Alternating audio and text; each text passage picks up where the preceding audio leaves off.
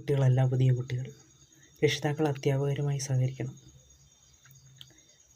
Stress കുറയ്ക്കാൻ സ്കൂളുകളിൽ Zumba dance കൊണ്ടുവരണം. മുഖ്യമന്ത്രി പിണറായി വിജയൻ. ആദരണീയ മുഖ്യമന്ത്രി പറഞ്ഞിരിക്കുന്നത് ഈ ഇപ്പോഴത്തെ പിള്ളേർക്ക് ഭയങ്കര സ്ട്രെസ്സ് കൂടുതലാണ്. ബാക്കിയുള്ളവർക്കൊന്നും സ്ട്രെസ്സില്ലേ? സൂംബ കൊണ്ട് പിള്ളേരുടെ ഇത് മാറുമോ? ഇന്നത്തെ കാലത്ത് പിള്ളേർ വഴി തെറ്റിപ്പോകാനുള്ള കാരണം എന്താണ്? അതിനെതിരെയുള്ള പരിഹാരമാണ് വേണ്ടത്. സൂംബ ഡാൻസ് കൊണ്ട് മാറുമോ? സൂംബ ഡാൻസ് എല്ലാം പരിഹാരമാകുമോ? കാരണം PT പീരീഡൊക്കെ പഠനത്തോടൊപ്പം കളിയൊക്കെ നല്ലതാണ്, ഡാൻസൊക്കെ നല്ലതാണ്.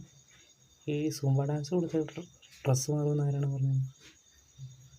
അതിന് തീർച്ചയായിട്ടും നല്ല ബോധവൽക്കരണവും കൗൺസിലിങ്ങുമാണ് ആവശ്യം.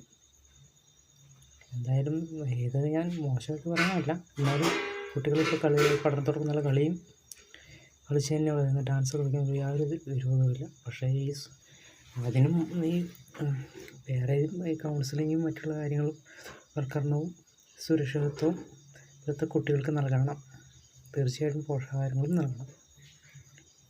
ഇത് കുട്ടികൾക്ക് എന്താണ് പഠനത്തിന് മുന്നോട്ട് പോകാൻ പറ്റാത്തത്?